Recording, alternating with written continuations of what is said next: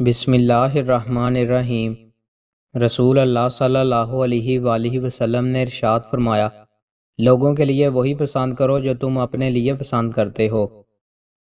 رسول اللہ صلی اللہ علیہ وآلہ وسلم نے ارشاد فرمایا، جس شخص کو ناجائز قتل کیا جاتا ہے تو اس کے قتل کا کچھ حصہ آدم علیہ السلام کے پہلے بیٹے پر ہوتا ہے، کیونکہ اس نے قتل کا طریقہ ایجاد کیا تھا۔ رسول اللہ صلی اللہ علیہ وآلہ وسلم نے ارشاد فرمایا، جو شخص ایسا علم جس کے ذریعے اللہ کی رضامندی حاصل کی جاتی ہے محض دنیا کا مال و متاع حاصل کرنے کے لیے سیکھتا ہے تو وہ روز قیامت جنت کی خوشبو بھی نہیں پائے گا۔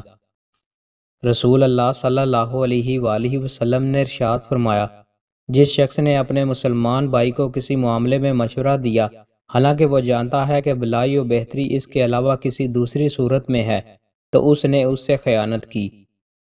رسول اللہ صلی اللہ علیہ وآلہ وسلم نے ارشاد فرمایا، میں قیامت کے دن نبیوں کا امام اور قائد ہوں گا اور مجھے اذان شفاعت ملے گا، لیکن مجھے ان تمام باتوں میں سے کسی پر بھی فخر نہیں ہے۔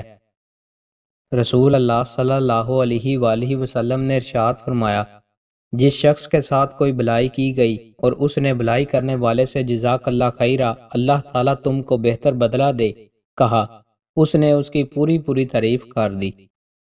رسول اللہ صلی اللہ علیہ وآلہ وسلم نے ارشاد فرمایا، دو سیاہ چیزوں سانپ اور بچھو کو قتل کر دو خواہ تم نماز میں ہو۔ دوستوں، مزید اچھی ویڈیوز کے لیے ہمارے چینل کو سبسکرائب لازمی کریں۔ بہت شکریہ۔